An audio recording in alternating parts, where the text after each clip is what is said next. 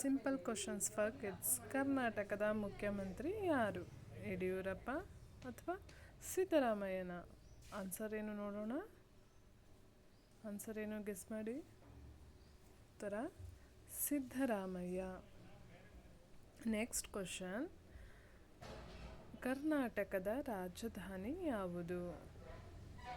ದೆಹಲಿ, ಬೆಂಗಳೂರು? ಇದು correct answer guess ಮಾಡಿ.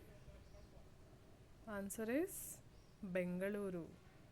ಕರೆಕ್ಟಾಗಿ ಗೆಸ್ ಮಾಡಿದ್ರ? ಕನ್ನಡದ ಮೊದಲ ಕವಿ ಯಾರು?